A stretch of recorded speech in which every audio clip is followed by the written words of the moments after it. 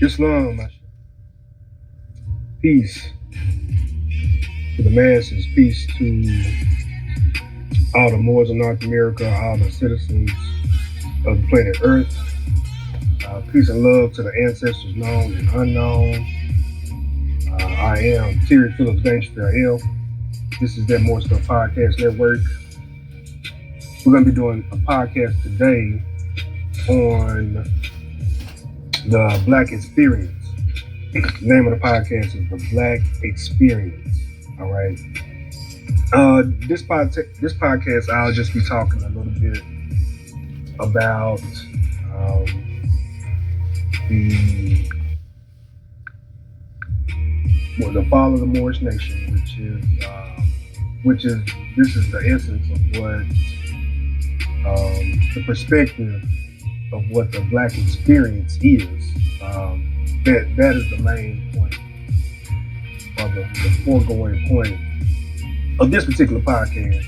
And I'll essentially talk mostly about my personal experience within paradigm and the paradox of what we know as the Black experience.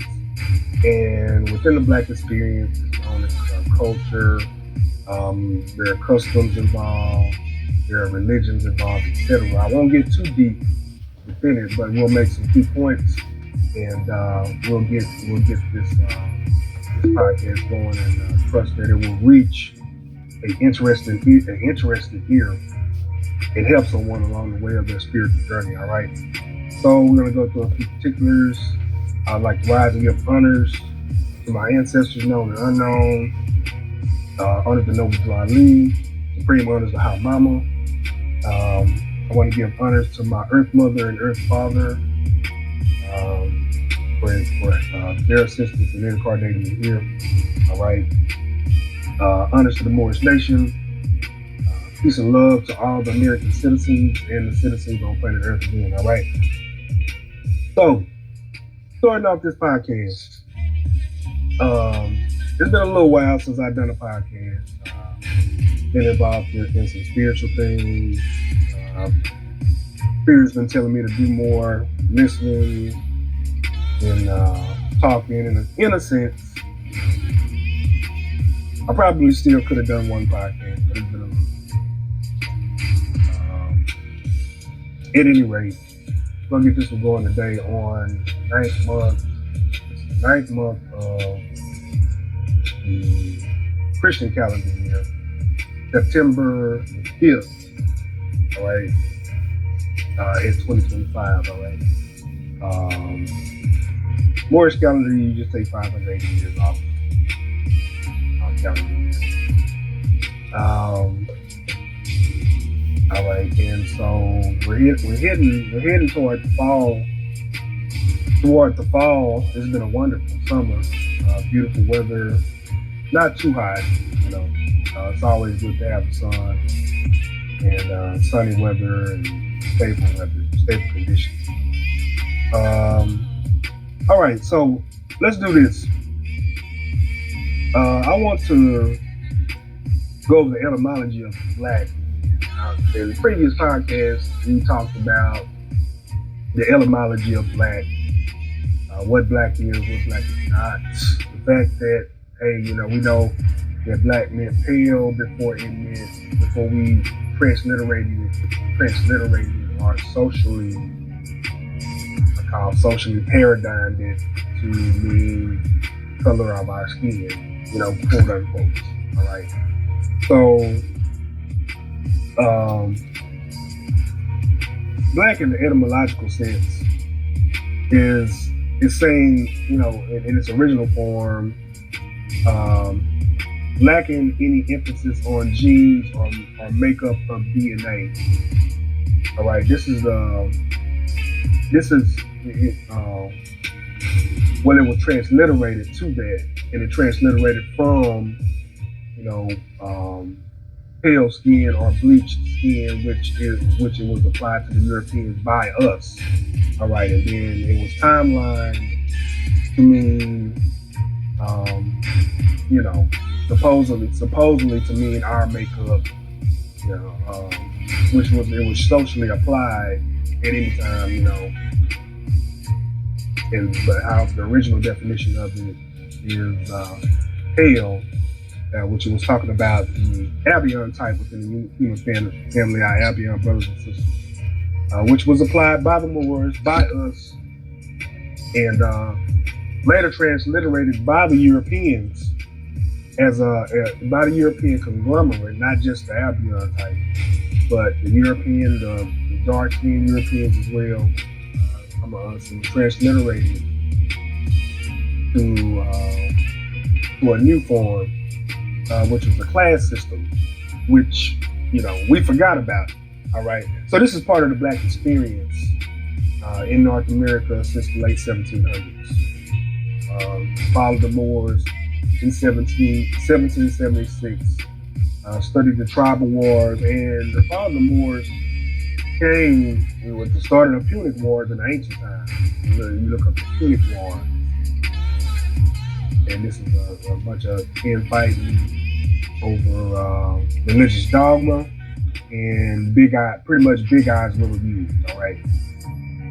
So moving right along, let's look up the definition. I had a definition here. I wanted to look up the definition. Ideology. I had it here. Definition. Ideology. This is something that, researching it, the Black experience. When I just typed it in, I wanted to just type it in on the computer, right, or on my phone, and see what I get. And the definition of ideology seems to be a lot of the Black experience. You know what I mean?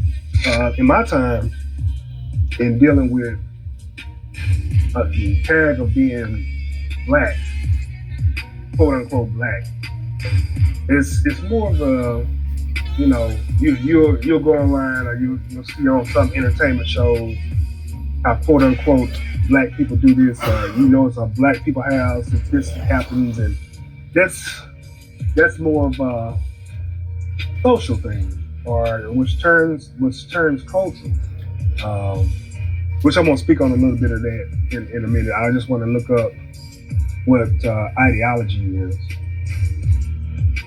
The definition of ideology. This also explains a little bit about how the Black tag was applied at North America the last 200 plus years, and how it was used, essentially how the Moorish nation, dark-skinned, kinky-haired Moors, accepted the adoption and the application of the Black tag, the Negro-colored Black tag, social tag, war tag, and creatively turned it into an identity. Accepted it as an identity. All right. So, all right, I'm going to read the definition of ideology. I think I'm going to look it up. I thought I had it downloaded already. So I'll look at the definition of ideology up. And we all know it, we all know what an ideology is. We've been involved in religious institutions in North America, and everyone has their version of what the creator is, what the prophets are, they're the creators, how things and those are. That's one example of an ideology. But it's a religious ideology, so I'm going to look up what an ideology is. Period. All right. So, yeah. All right. Here's a definition of ideology, and it says ideology, noun, a system of ideals with an L, is ideas with an IDEAS, and ideals, IDALS. That's very interesting. especially one which forms the basis of economic or political theory and policy. All right, so there, right there, that's an excellent definition of what an ideology is. And this goes back to the point of, where culture was formed under the black identity or the black experience. Theories were performed, presented, and erected. And this is a good example of ideology. And what it is an ideology, essentially is what it is. Simply because its origin and its intent disconnects the original people of North America in this hemisphere and the world over, away from the ancient past, especially here in this hemisphere, North, South, and Central America. And in North America, the original people that claim to be black are the descendants of the royal ancestors, Moorish nation. All right, first in line. So now let's get back on point. I'm not really here to. I like to get going. I like to explain these things, but time has passed to try to convince people of who they are. All right, if people are not reading it and they don't want it in their heart, time is arguing with people. I would advise you to use your time better. All right. However, yes, the Moorish nation are the descendants of the Moorish nation, the ones that identify as Negroes, coloreds, and types. All right. So moving right along, just wanted to implement that definition of ideology. All right. So the Black History thing. Let's talk about Black history. And Black history was essentially created. I'd ask for you guys to do some research on this. Black history was created by some scholars, some European scholars, modern European scholars. And please look this up. Do a little research on it. Upon my research, I noticed that Black history, some of us put some things together. Some of the Moorish nation, Aboriginals, melanated, put some things together in support of what some of the European guys put together starting in the late 1700s with the reconstruction of North America. Part of the reconstruction of North America was the subduing of the Moorish nation, rewriting history, hiding history, essentially covering up landmarks in North America, all right, to start a foundation of the Black experience, all right? Whereas we think that we came over here on a slave ship. We think that our European brothers and sisters did everything. They started everything. They hurt us. They, put us in this position that we are in now. All right, and we're going to go back into that. This was essentially the foundation of the Reconstruction. All right, politically as well. This is the Moorish nation falling in the late 1700s. The Reconstruction beginning, the westward expansion, the Berlin Conference. All of this is the Reconstruction. All right, and it started in North America. It started in this hemisphere first. All right, and it had to do with the melanated beings on this land, on these lands, about the land, and about the politics of the land and our birthright, right? And this produced what we call today the Black experience. All right, so moving right along, I want to talk about, my particular experience or plight within the Black experience. All right, my mindset, my psychology, how I thought, what I was thinking, what I wasn't thinking, what I should have been thinking. I mean, I'm gonna go over some of those things. I might not go over anything. Just want to talk about the relevant functions within that dysfunction. All right. So, all right. So it all started. I won't go back to when I was born, but it all started with my age of reasoning when I turned 7 years old. And during these years, I call these my my elementary. I guess those are my elementary years.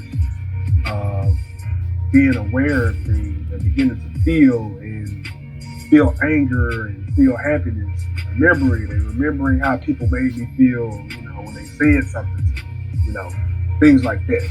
All right. So I remember going to school as a 7-year-old, and I had a teacher. Her name was Miss McDonald. All right, Miss McDonald, and she was Albion's sister. And this lady was very intelligent. She was very polite. I'm telling you, some parents used to come up there and they were kind of rude to the lady. And so their children, some of us we weren't acting like children. You know what I'm saying? The parents would come up there and act like, the teachers were abusing them, type of deal. But Miss McDonald, she was just very polite, very professional, and very stern. She was really stern. She stood on her square.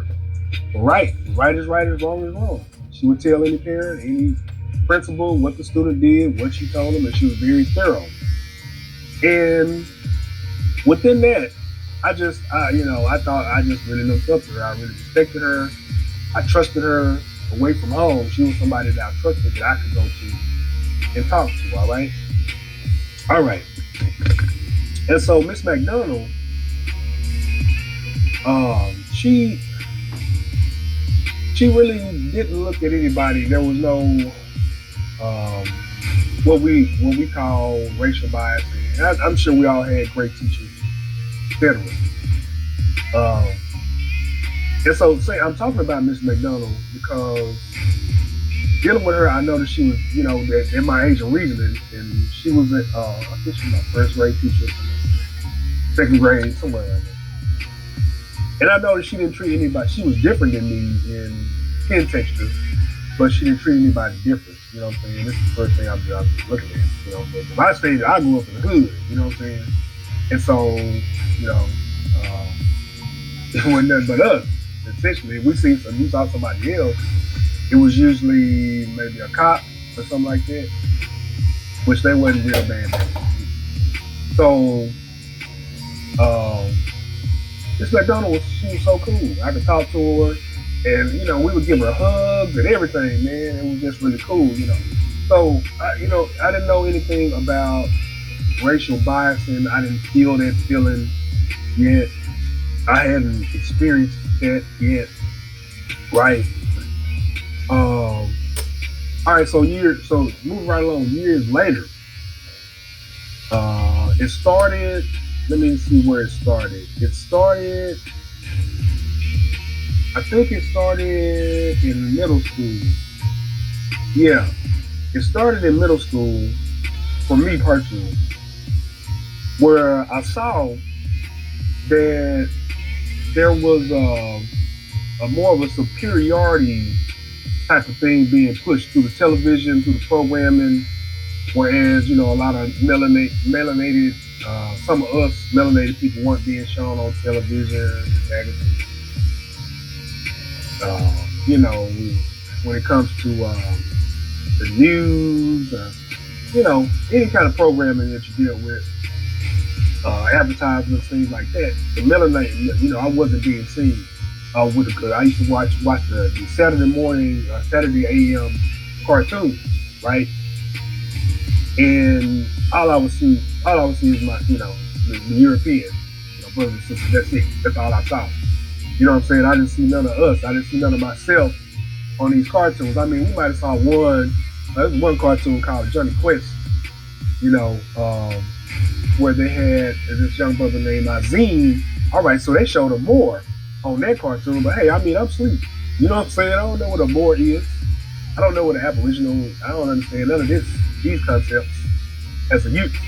You know, um, so I'm looking into these things when it started. I got older, and I started in my spirit. I started wondering. I'm like, man, what's going on here? Why they not showing us? What's going on? Why aren't we showing on television?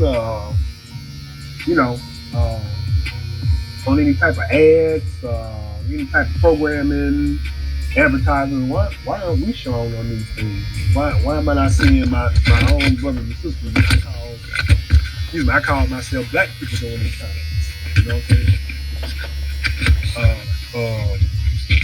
So I'm asking, you know, in my mind, in my spirit, what's going on? What's the deal here?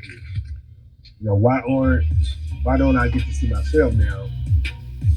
They had a few shows where they would show a few of us. You had the Cosby Show, which was great. You know, this was during 80s. You had another show called A Different World. Before that, it was Sanford and Son, the Jeffersons, you know, and then later in the 90s, you know, you had little bitty shows where they showed some, you know, some melanated folks, and a few and far between. And that's entertainment. I'm just saying my experience and my mindset on these things, right? And so I'm thinking to myself, man, something wrong here. You know what I mean? Something. It's just I'm just thinking of myself. I'm dealing with it in my spirit, but I'm not dealing with it. I'm having fun too. I'm growing up, learning things. Of course, I dealt with some other things in my life that I won't speak about. It was spiritual, but I was mostly having fun as a young boy growing up, and I was in the church. You know, my mother kept us in the church and things like that. So we had more of a social thing for me. Church was, and I learned the moral lessons, and I appreciated what I learned in a particular religious institution, despite of any other monotony. And you know, of course, that's went on with Christianity in general. But I was dealing with this, and I started, you know, and when I started meeting more of my Caucasian friends, as time came along, I would experience, usually with their parents, more of an attitude of superiority, kind of like, you know, they didn't necessarily talk down to me, but they would, you know, ask me certain questions about maybe about what I ate or what I didn't eat, you know, or clothes, or you know, things that I haven't experienced that they have. You know what I'm saying? And so I didn't really know how to read it during that time. I didn't think nothing of it, but then looking back, I was like, they might have been kind of talking down to me a little bit. You know what I'm saying? And so this, and I was wondering where all this is coming from. You know, what have I done? What have we done? And then as the time went along, here comes the slave movies. You know what I'm saying? The roots, Kunta Kinte. So I'm, you know, later on in my teens, I finally seen those particular type of movies.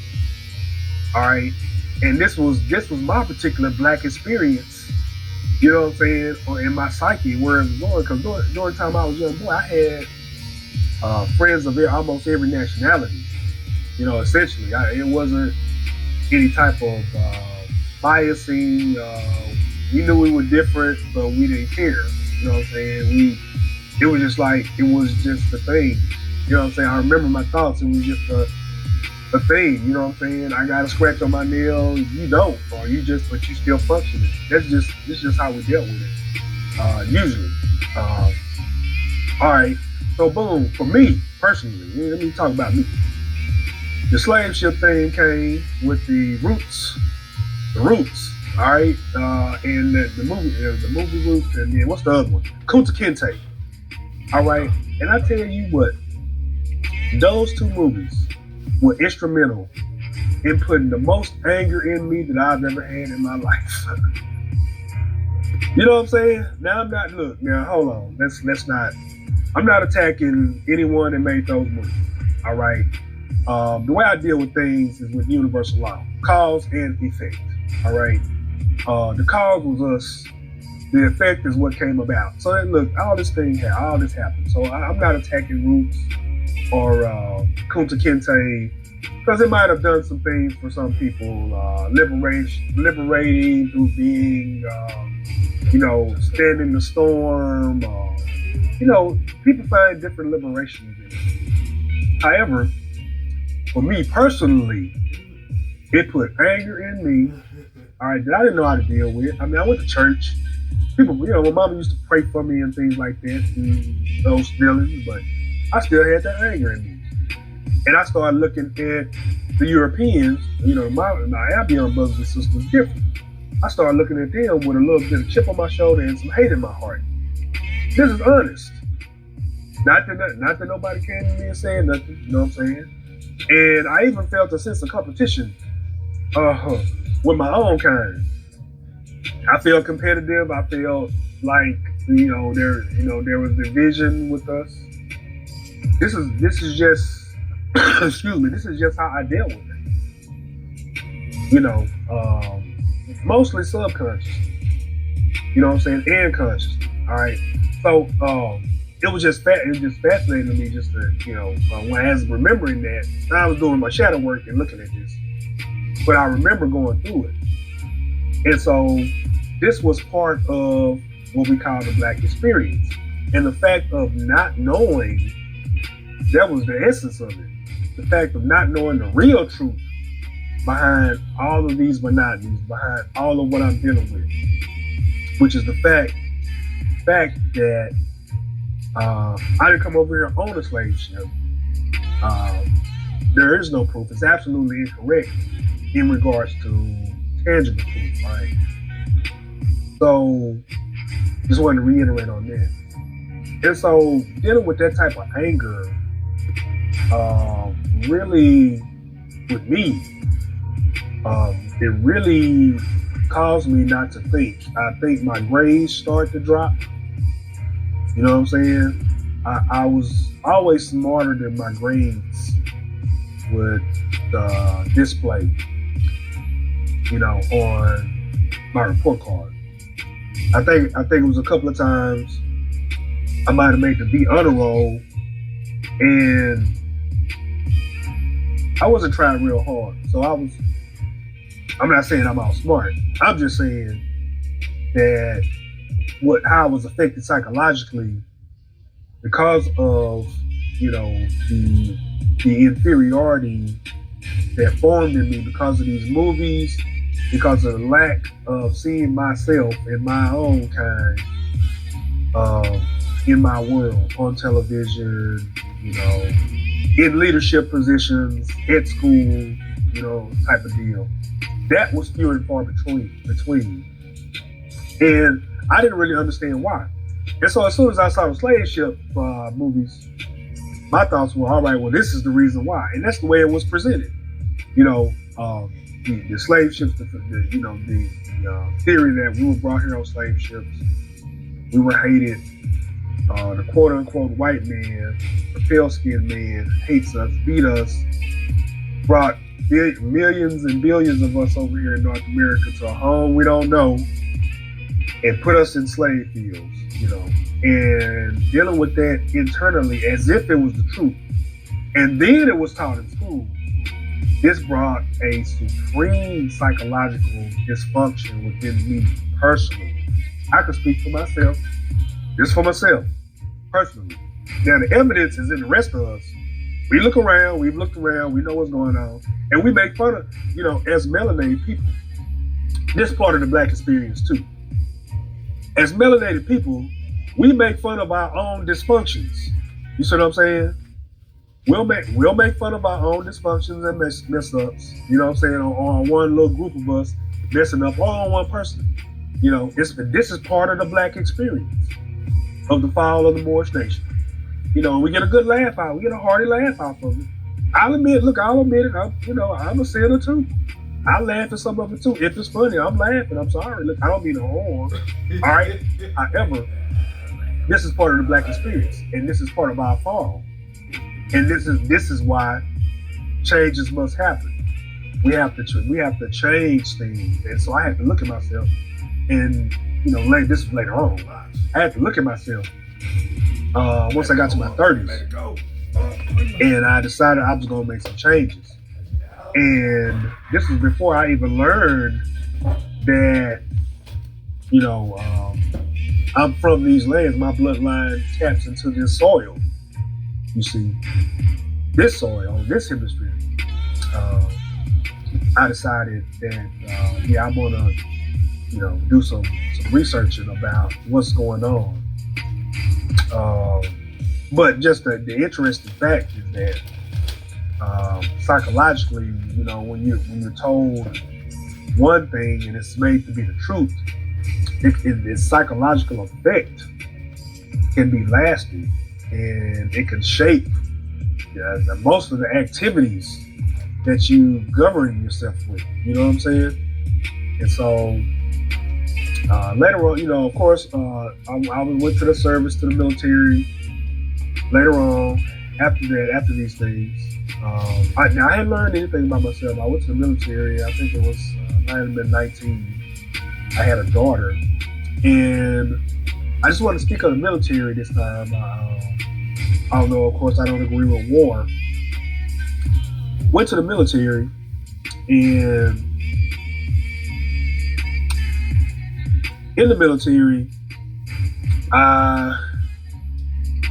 despite the social programming, the psychological effect on me, I again had what we call battle buddies that you go to war with and whatnot, your fellow soldiers.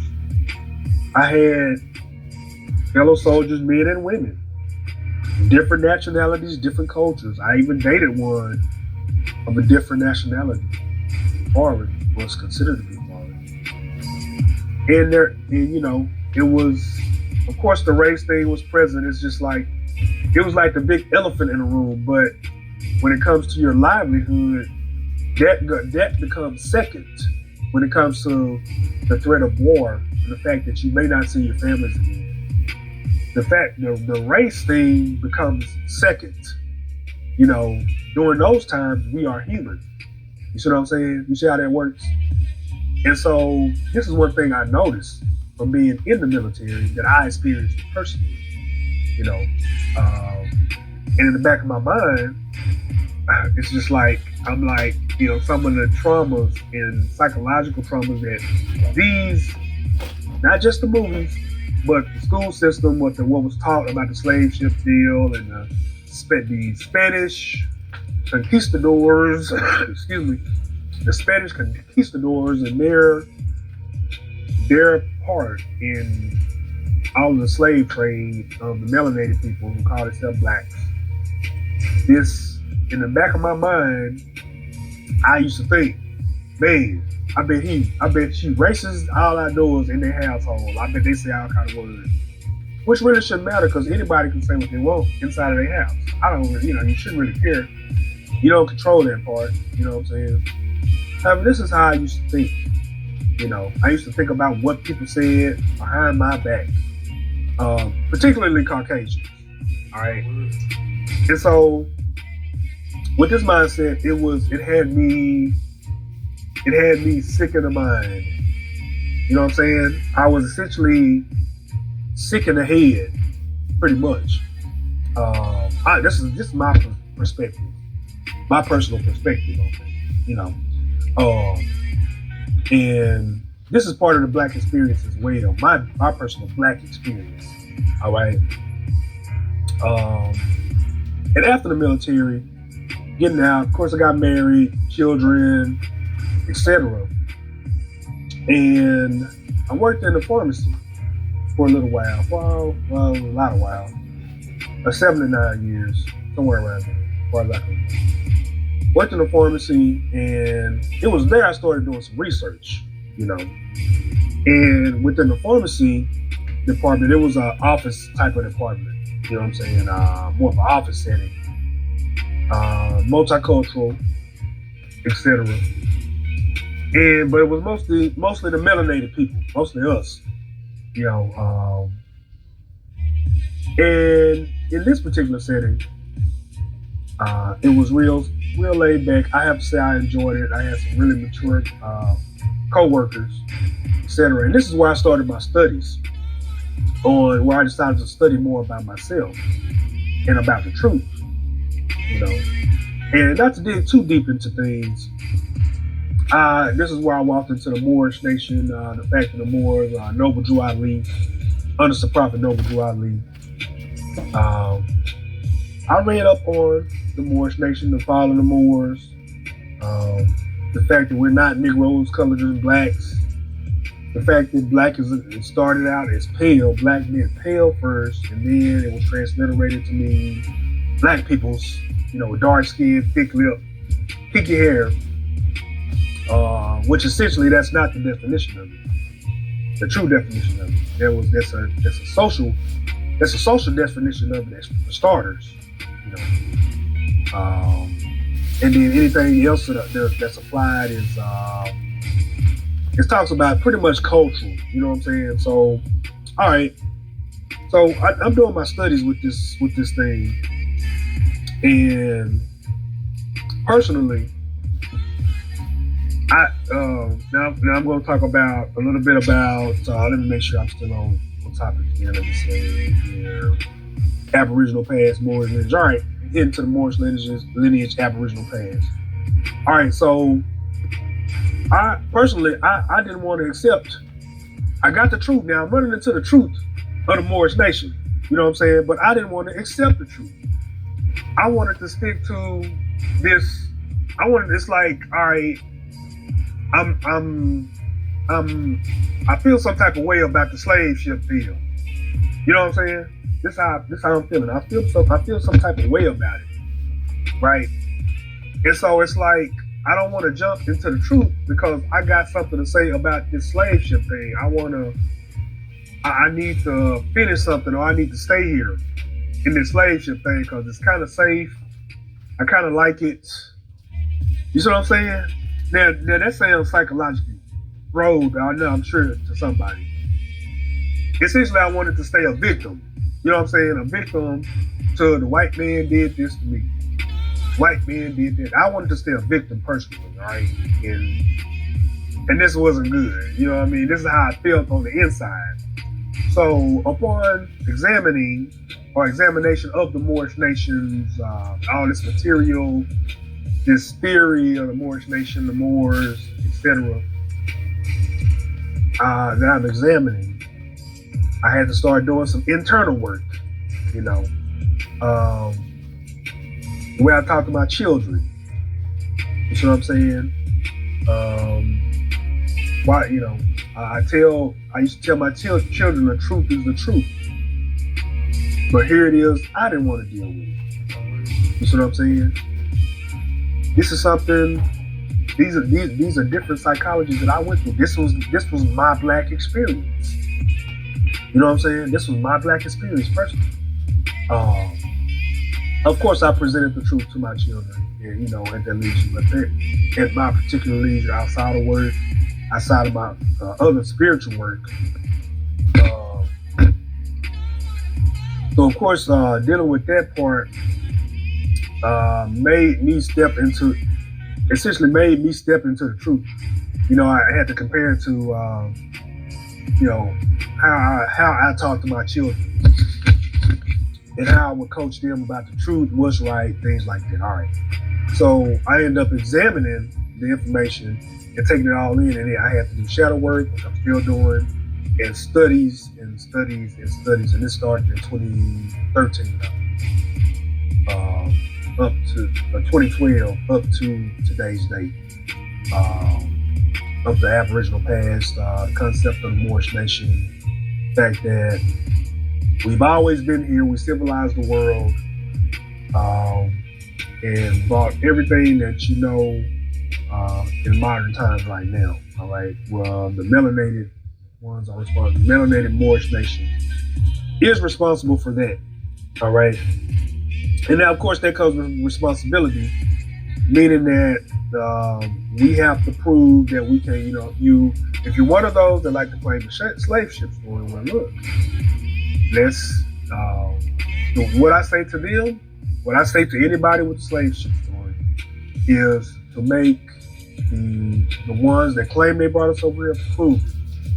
That way, we don't have to play victim to people. You see what I'm saying? I just explained to you my position of it. I wanted to play victim. I wanted to stay a victim. This is the truth. You know what I'm saying? This is the actual truth. I wanted to stay a victim. That way I can say, they did this to me. They owe me some money. That's right. And just so I can get a little, I can think I'm getting some little money, behind something wrong they did to me. Which it don't work like that. It works in a form of restitution for nations. And the last nations on record in this hemisphere was the Moorish nation. All right, the last nation, the Aboriginal nation, and then we have our tribal nations.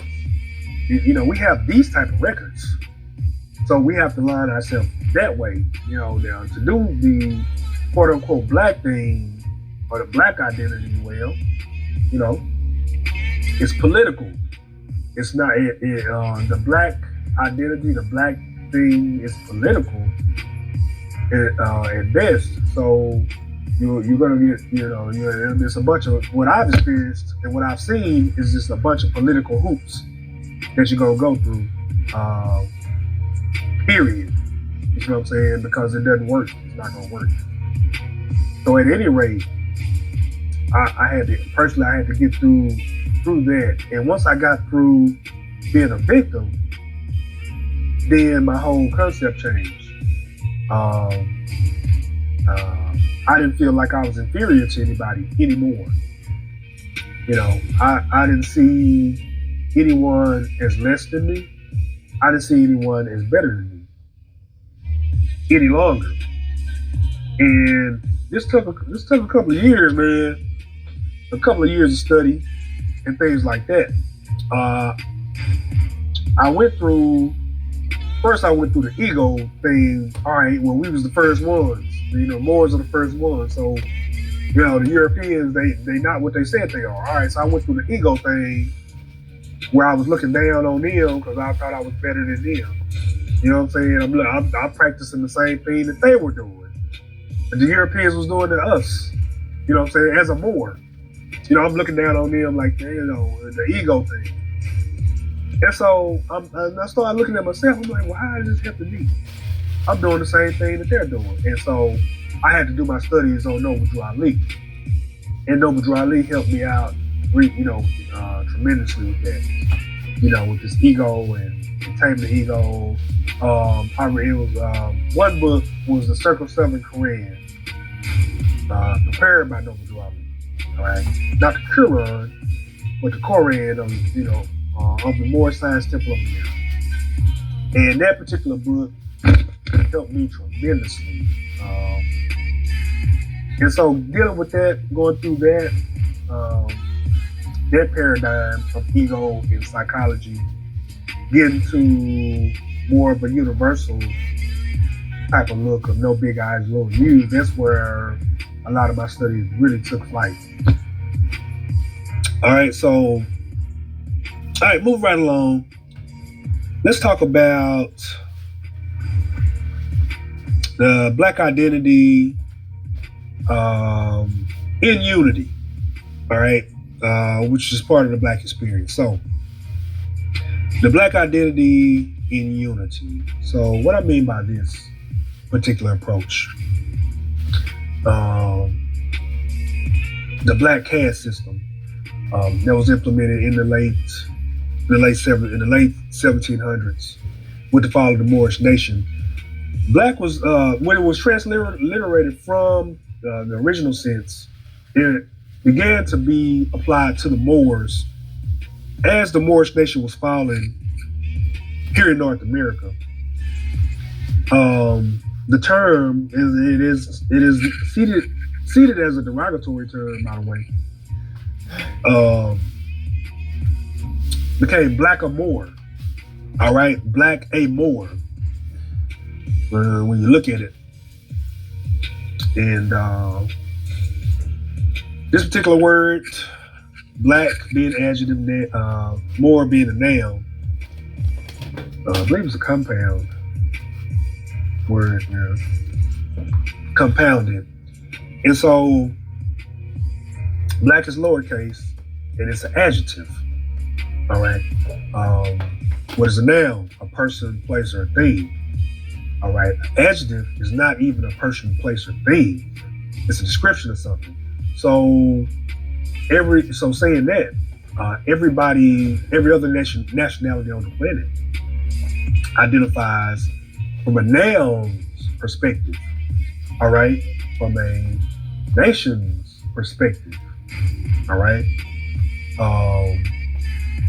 The Moorish nation's fall was, this was one of the levels or stages that was implemented in the system of what you call white supremacy, which was simply the conglomerate of the European takeover or Roman takeover of the northern hemisphere, the southern hemispheres of the Americas, all right, and the displacement of the Moorish nation.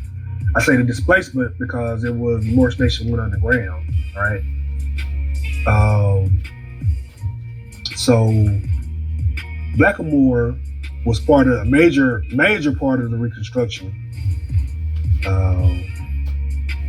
in taking more away from their compound word and just leaving the word black, all right, essentially as a function for the Aboriginals of North America who identify as black, who are Moors. And as the years rolled along, almost 150 to 200 some years, we've united under this term black, all right. The term black, this is one, I have to admit it, knowing my personal experience, in this body, before I got some knowledge about anything, before my personal knowledge of the Moorish nation, I personally witnessed us unite. And though I don't, now I don't, of course, I don't subscribe to the word black. I don't identify as black. I don't identify people as black because we're not, Our skin is brown, you know what I'm saying? However, I've watched us beautifully unite in calling each other the slave breed. For whatever reason, I'll choose to deal with other than the reasons behind it. I'll do other than deal with the reasons behind why we unify under the term black. But I'm just gonna ask y'all, look around, just look back how we've united wonderfully and beautifully under calling each other black. You know what I'm saying? Since the late 70s, all the way up to recent past years. Things are changing, but that's one area that I've watched us unite under, personally, to unite in denationalizing each other, calling each other a slave brand. We united beautifully under that. Now, I'm not bragging, I'm not talking down on us because I'm us. I participated very strongly, you know what I'm saying? So this is one thing I witnessed, the unity in that short, because back in the day, some of my elders, man, they would fight behind that. You couldn't call nobody black, nothing. You see what I'm saying? Now, sure, you can go deeper into it on why, but you couldn't use that term. With some, I appreciate some of our elders that fought back against people calling them that. Some of them would say, I was born right here and I'm American. You call me Some of the elders, I remember, it come out of their mouth. You don't call me that. They didn't like it. It was probably because of the whole slave ship paradigm. However, that particular approach was correct for them. And it's very interesting in it. And one thing that I took from it, from this particular approach, this thought of how we celebrated and how we united under the black tag in a form of black unity or whatever.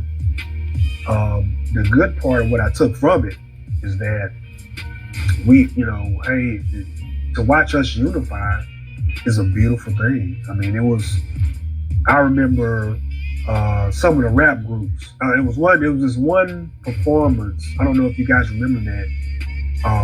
And this was before. It was I think it was on BET, and they had this rap. There's like a bunch of rappers came out. It was Queen Latifah, Public Enemy, some of the old school rappers. This was before the gangster rap started, and they had all the rappers pretty much freestyling. Well, not freestyling, but they was doing their thing. So the song slipped my mind. But they was talking about unity and I think self-destruction. That's the song. Excuse me, I should know all this, but the name of the song. But all the rappers was up there in unity. There was no beef. You know what I'm saying? The crowd was it was a magical moment, and to see that, so this is what I thought about within the black and the monotony of the black experience for myself. I thought about times of unity, and how it looked for the melanated people, unifying. You know what I'm saying? So at any rate, moving right along, solution to that. Of course, we know that black is a slave term. So I would encourage us to continue to study our Moorish lineage, our Aboriginal lineages and cultures, to get away from the black slave tag that we've adopted. All right. Let's see here. What we got next? Universal law. We got universal law up next. All right. So universal laws.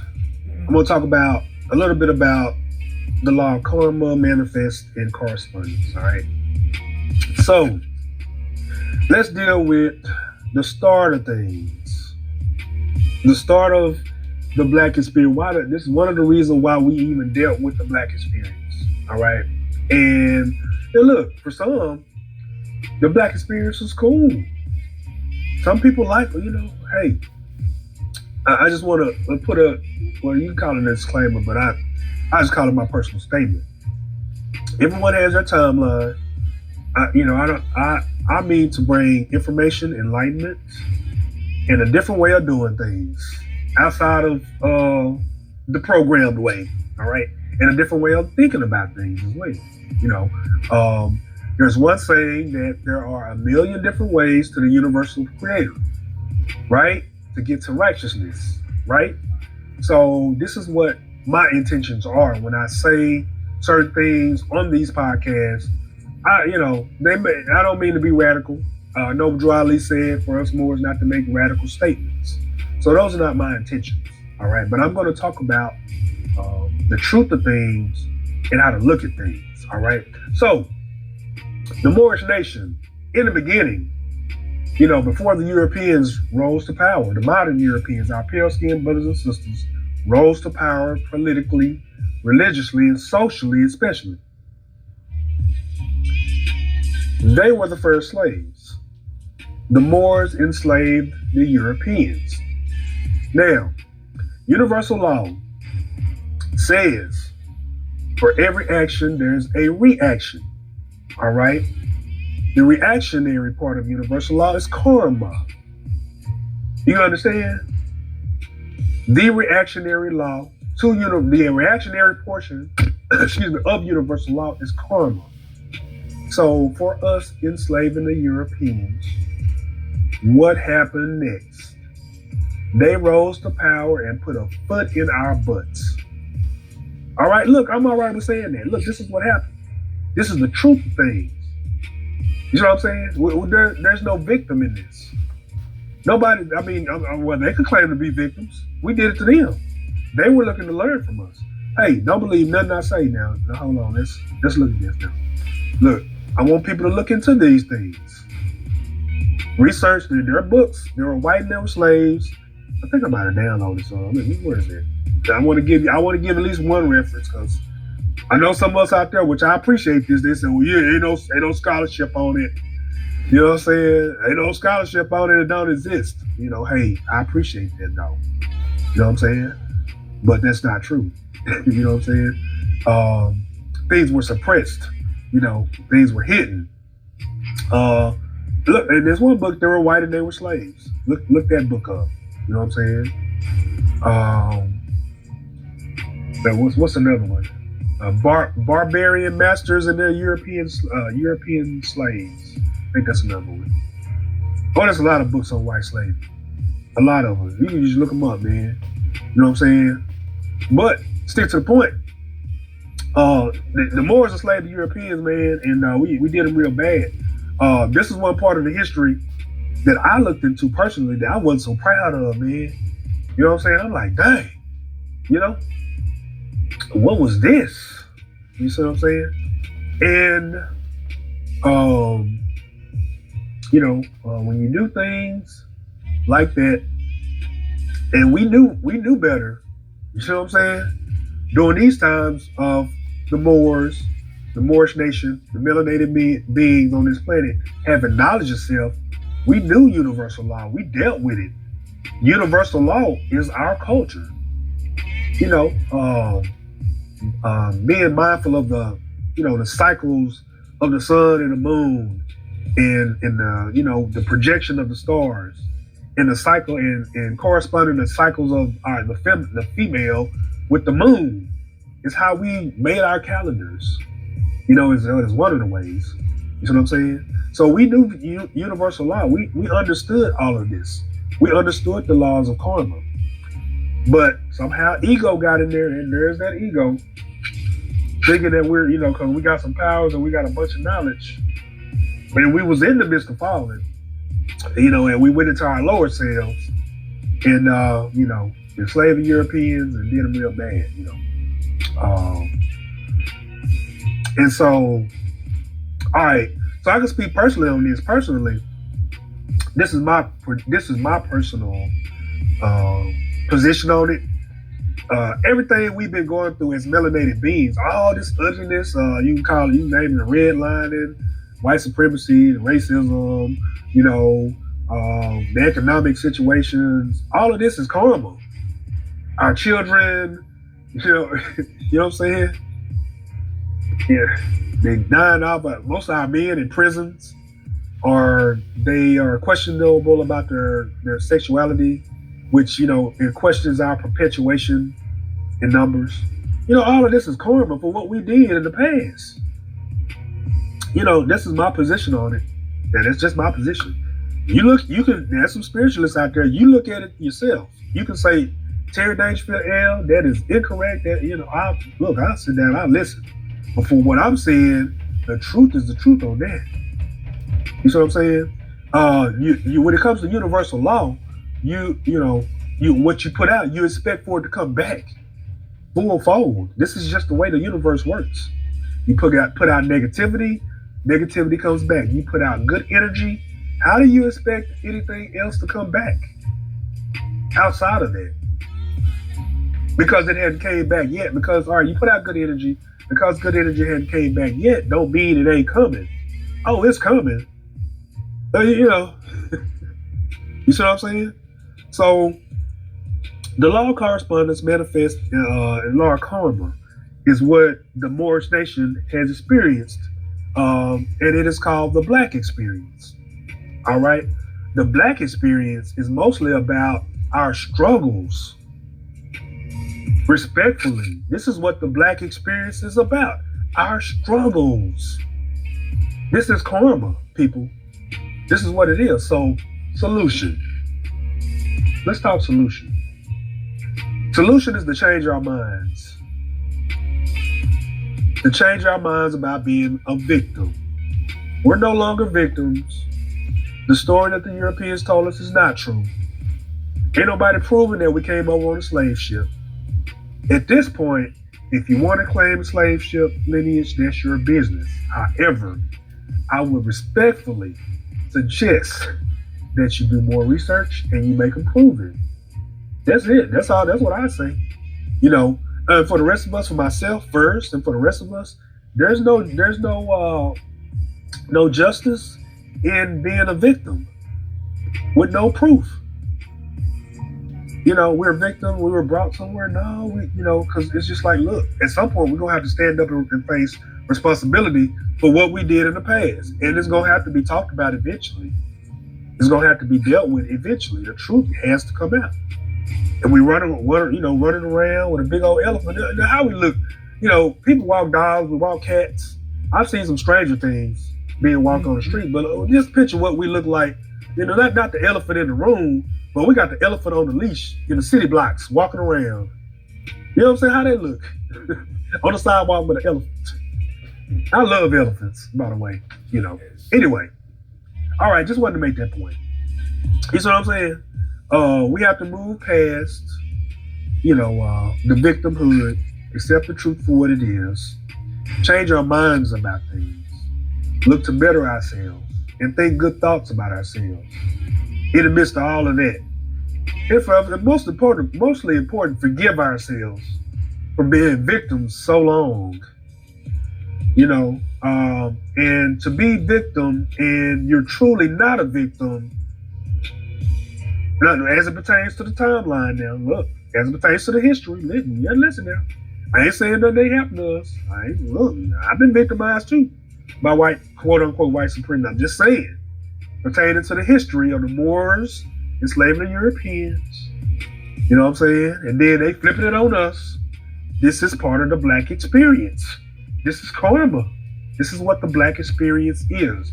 What I've learned is mostly about our struggles. We talk a little bit about our excellence, but it ain't gonna be a whole lot about excellence. When there's some excellence in there, you're gonna note it. It's duly noted, wow. But it's mostly about our struggles. All right? So we want to improve. We want to get away from struggling. We ain't supposed to be struggling. We're supposed to be thriving on this planet as humans and as God beings. We're supposed to thrive. We're supposed to think of thriving things. We're not supposed to think of struggles. Of course, you accept things for what they are. You acknowledge that there are things on this planet. However, our mindset is of accomplishment, of goals consistently. All right? No failure. That's not how we think. That's not our lineage as Moors. We are champions. That's how we think. And so, how are we champions and we want to consistently be victims? How are you a champion and a victim at the same time? How does that work? Now, I'm talking about at this perspective, this particular perspective. Are you a champion or are you a victim?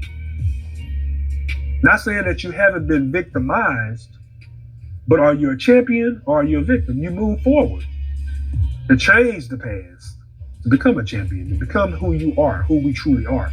Accepting who we truly are is what we have to do to get away from the lies, to get away from the reconstruction, and forgive ourselves for what we did in the past. We won't attack our ancestors for what they did in the past. We are our ancestors. We made mistakes. Everyone made mistakes in this life. If you're in the body, down here, you made a mistake. All right? Good decisions, were lacking in certain times because of ego and greed and the ways of the world. So we won't go back and point fingers at nobody. We start with ourselves first. You learn from that, start with ourselves, move forward. All right. So moving right along, I want to talk about the uniting of Asia. Noble Drew Ali and some of the things he did to correct the reconstruction activities in North America, all right? And talk about the uniting of Asia. is what Noble Drew Ali called the awakening of the Moors. He called it the uniting of Asia. All right. So the most honorable Noble Drew Ali attended the Pan American Conference in Cuba, or what they call Isabella. And it is said that he went to get the land grant. Now, pertaining to the lands, all the important documents in regards to the North American continent and its possessors, these particular paperworks were sent away from the land to suppress it, to suppress the information. This is why Noble Drew Ali had to go down south to retrieve those forms. All right, there's another perspective, to protect the documents as well. All right, in protection as well. All right, that's another perspective. And in going to get those documents, he reminded us that we are not Negroes, colors, and blacks. All right, Afro Americans, color Americans, or any of those terms. Those are social terms and political at best. Now, what you do and what you call yourself inside of your household is nobody's business. All right? However, when you start putting things on paper that has to do with your livelihood, if you put black anything on that paperwork, if you accept black anything on your paperwork, well, you have to play in that arena. It is going to be your fault after you know better. All right? Now, personally, as a conscious Moor, meaning that I have accepted the truth of my lineage and the fact that my forebears, they were Moors, good, bad, and ugly. Whatever they did, they did it, yep. Hey, I got their blood in my veins, all right? So as a conscious Moor, I've accepted the fact that, hey, I am that I am. And I know better. And I know when it comes to this paperwork that I'm not going to put I'm not going to put the word black on anything, nor will I accept the word black on anything. You know what I'm saying? Because I know better. And I know politically that could cause some problems. You know what I'm saying? Jurisdictional issues. Meaning that, all right, we got jurisdiction to treat you any way we want to. Without you, because when you put black on anything, or Negro or something like that, politically you're waiving your rights. Politically. This is, now, do some researches on this, and you can look at things. You know what I'm saying? And some of the Aboriginal scholars and Moorish scholars out there, hey, now look, I know that some of these people out here are, you gotta watch out for the scam artists, but just, you just try to listen to them without giving up your money and things like that. You know what I'm saying? Just be careful out there. But some of the information is true. You know what I'm saying? You listen up. Some of the information is true about things, and you listen up for the certain truths about how black works, how the caste system of black works on paperwork, and how the fact that when the courts are operating outside of the constitutional fold of government, and they they turn you black under a caste system, then they got full control to run you through the ringer, to do what they want to. To do what they want to you. And so this is what part of the black experience is as well. And so this is what Noble Drew Ali came to change. This is what he came to change.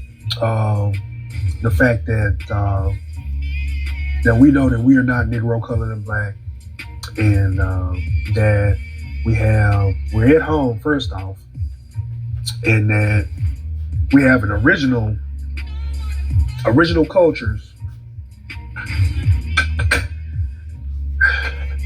We have original cultures all over this planet, Aboriginal cultures all over this planet. And most of us don't know that we're the start of everything. And this is the reason why a lot of our people govern the way they do. On social media, we talk about some of the nuisances that we deal with our own people. And most of it is because we just don't know about our forebears like Noble Drew Ali and what he brought, to the people. Essentially bringing government, identity, and religion.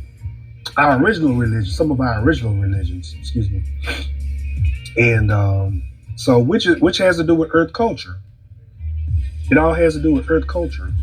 It's not really about worshiping a deity, in which if someone worships a deity, that's their business.